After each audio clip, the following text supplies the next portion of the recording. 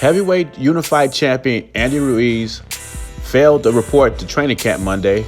Trainer Manny Robles was hoping he'd show up Monday so they could start training for the rematch with Anthony Joshua. Robles makes a public statement saying that Andy Ruiz is not in great shape. Robles also states that Andy Ruiz is at his house working on a treadmill, but he wants him to start training with him.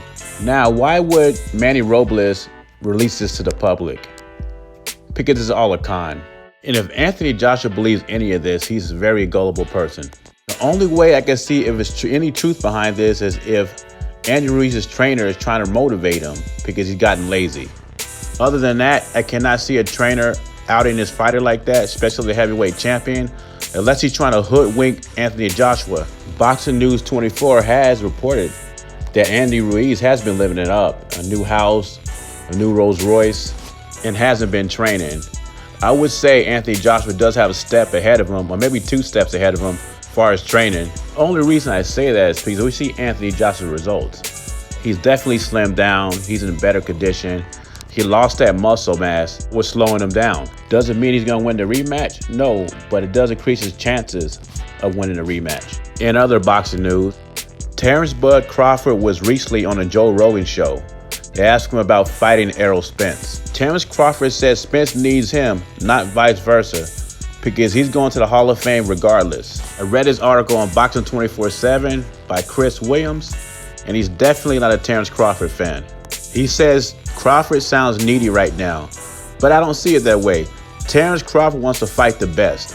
Terrence Crawford's already making good money at a top rank, regardless who he fights. Then he goes on to say if Crawford waits 1 to 3 years, he'll get a match with Errol Spence. Then he goes on to say when the fight happens, basically Terrence Crawford won't be the same fighter.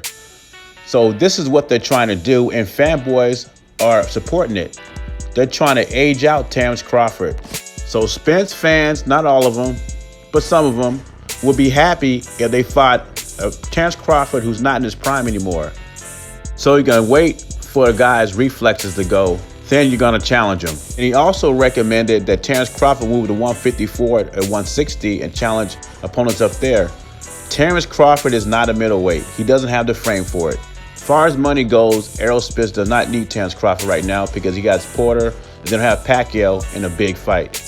But as far as legacy, he's going to need Terrence Crawford and he's going to need a fight for Canelo.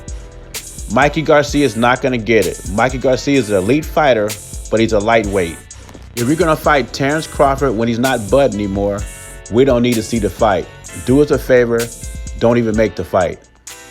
Leave your comments below. Jay Beezy. Subscribe to the channel. I'm out.